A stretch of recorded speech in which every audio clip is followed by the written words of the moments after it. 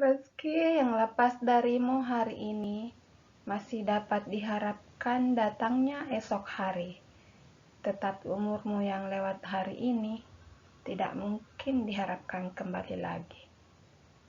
Ali bin Abi Thalib, inilah cahaya di hati hari ini. Assalamualaikum warahmatullahi wabarakatuh. Hai, bertemu lagi di pembelajaran bahasa Indonesia nan ceria. Bagaimana? Tetap semangat? Alhamdulillah, semangat? Allahu Akbar. Bagaimana? Siap belajar hari ini? Seperti biasa, sebelum belajar, mari kita bersama-sama berdoa agar pelajaran hari ini penuh berkah. Doa sebelum belajar. Bismillahirrohmanirrohim. Rabbi zidni ilman warzuqni fahman waj'alni minas sholihin. Ya Allah, tambahkanlah ilmuku, berilah aku karunia agar dapat memahaminya, dan jadikanlah aku termasuk orang-orang yang soleh. Amin ya rabbal alamin.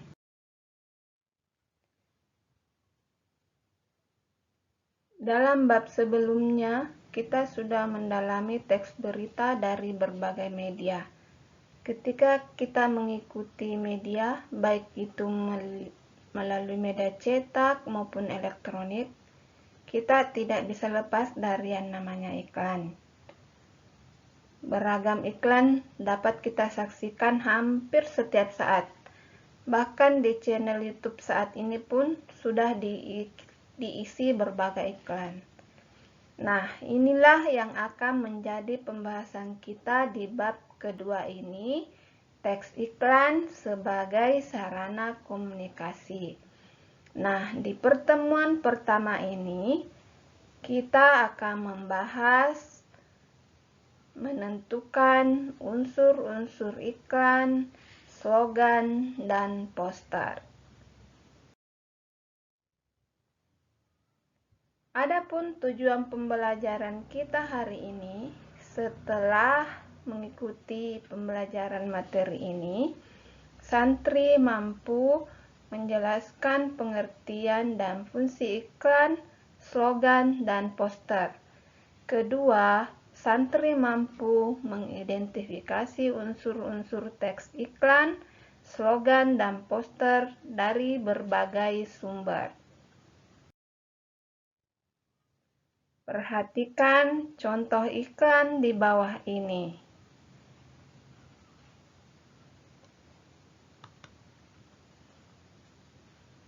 Iklan yang pertama adalah contoh iklan layanan masyarakat agar kita hemat energi.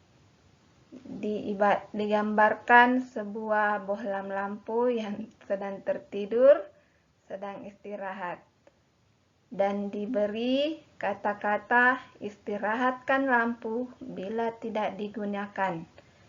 Nah, ini ajakan untuk masyarakat agar hemat energi. Kemudian yang kedua, cintai ususmu, yaku setiap hari, adalah contoh iklan produk minuman. Sama dengan produk-produk yang lain, semua menggunakan kekuatan kata-kata dengan gambar yang menarik.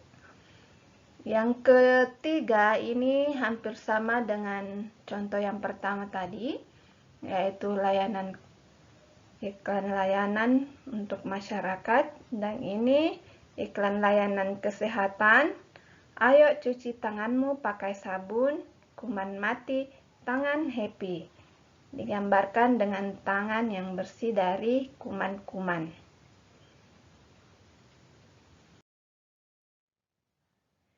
Dengan melihat contoh iklan di atas tadi, maka dapat ditarik kesimpulan pengertian iklan, slogan, dan poster sebagai berikut.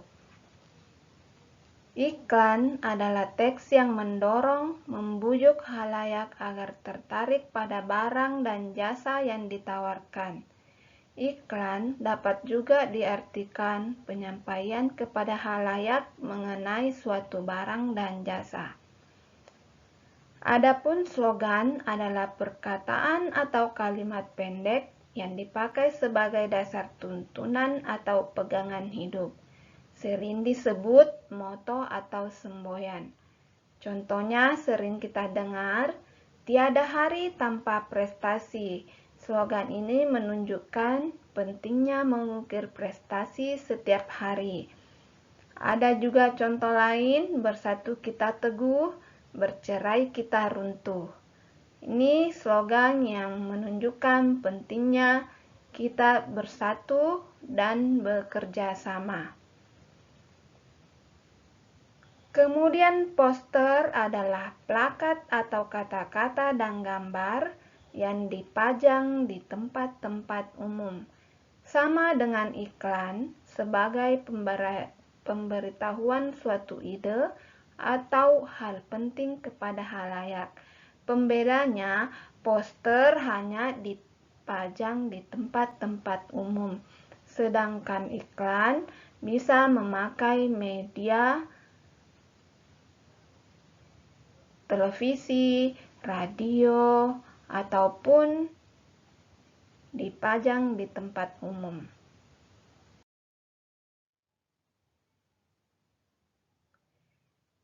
Nah, adapun fungsi iklan ini sebetulnya berbeda sesuai dengan siapa yang mengiklan. Jadi, misalnya, fungsi iklan bagi perusahaan bisnis komersial adalah untuk menjual barang dan jasa. Fungsi iklan bagi perkantoran yaitu untuk mendapatkan karyawan. Ini sering kita lihat iklan-iklan di koran, ada iklan lowongan kerja ya. Nah, pasti kalian sudah biasa melihat.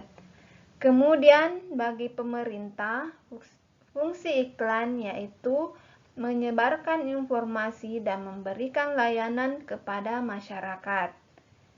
Kemudian bagi perorangan, fungsi iklan untuk membeli atau menjual produk. Nah, meskipun tujuan iklan, poster, dan slogan sama, yaitu untuk membujuk khalayak berbuat sesuatu, namun ketiganya pada dasarnya mempunyai perbedaan. Perbedaan ini dapat dilihat dari unsur-unsur ketiga bentuk teks ini, dan unsur-unsurnya dapat dilihat dari bagaimana penggunaan gambar, kata-kata, gerak, dan suara. Jadi, perbedaan iklan, slogan, dan poster bisa dilihat dari bagan ini. Iklan teks persuasif yang memadukan unsur gambar dengan kata-kata, gerak, dan suara.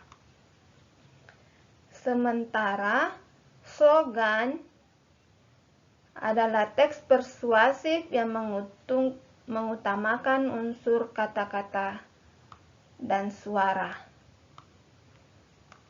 Jadi, slogan tidak terlalu mengutamakan gambar dan gerak.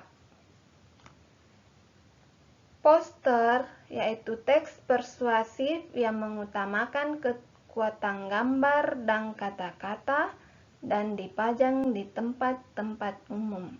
Jadi kekuatan poster adalah pada gambar dan kata-kata. Poster tidak menggunakan unsur gerak dan suara, karena poster cirinya harus dipajang di tempat-tempat umum. Oke, cukup bisa dipahami.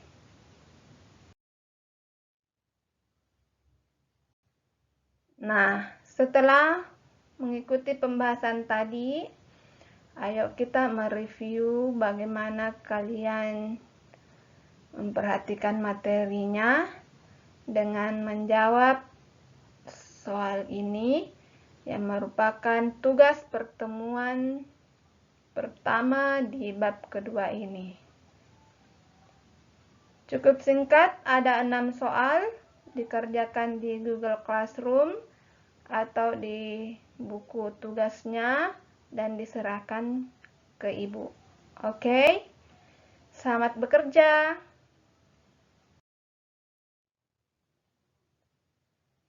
Nah, demikianlah pertemuan kita hari ini.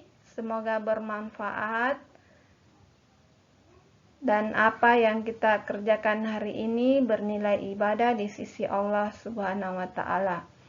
Mari bersama-sama menutup pertemuan dengan membaca doa penutup majelis.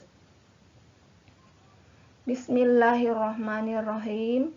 Subhanakallahumma wa bihamdika asyhadu an la ilaha illa anta astaghfiruka wa atubu ilaik. Maha suci Engkau ya Allah, dengan memujimu aku bersaksi bahwa tiada Tuhan melainkan Engkau. Aku memohon pengampunanmu dan bertaubat kepadamu. Amin ya rabbal alamin. Sampai jumpa di pertemuan berikutnya. Assalamualaikum warahmatullahi wabarakatuh.